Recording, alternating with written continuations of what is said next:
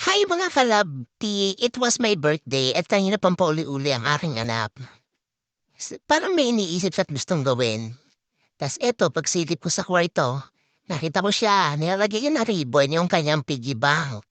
Pero madami naman yung piggy bank na yan. Iniipon na yan since last year pa at medyo mabigat na nga. Pauli-uli siya kanina pa, siguro iniisip niya kung anong maganda regalo sa akin. Wala siyang pera kasi nasa piggy bank ka na yung pera niya. And then eto, pa pasiyap-siyap din sa gilid ko. Tatayo tayo na papansin. Hindi ko alam kung anong gustong gawin. Ayun, dala yung piggy bank niya. At yun pala, iniisip niya kung ibibigay sa akin o hindi.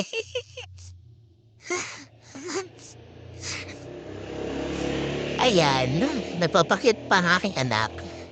At maya-maya ay kumalom na sa akin at yun, bumati ng happy birthday.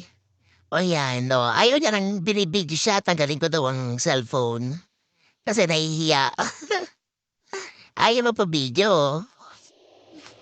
Tapos yan, kasi nakabidyo siya kaya hindi siya nainig masyado, nahihiya kasi siya. Ayun, inabot sa akin yung kanyang piggy bank. Tapos pumati na happy birthday. Di daw niya kasi alam pa na ibibigay niya sa akin. Kasi wala daw siya pera, andito lahat sa piggy bank niya. Binigay niya sa akin.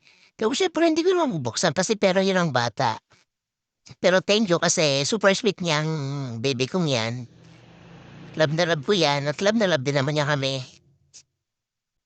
Sabi niya buksan ko daw ta's yun na lang daw regalo niya sa'kin. Ayoko naman buksan kasi siyempre pinag-ipunan ng bata yun, eh.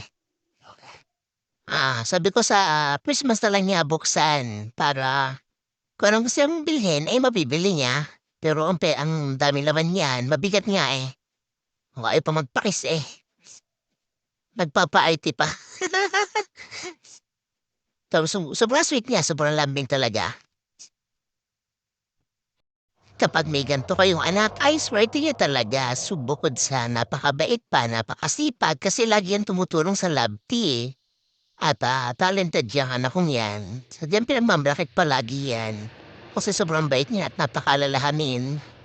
Yan ay sobra naming mahal na mahal ang batang to. Kaya kung may ganito kayong anak kagaya ni Munat ay napakaswerte niya din kagaya ko. Ayun, gusto kong i-share lagi sa inyo ang buhay namin.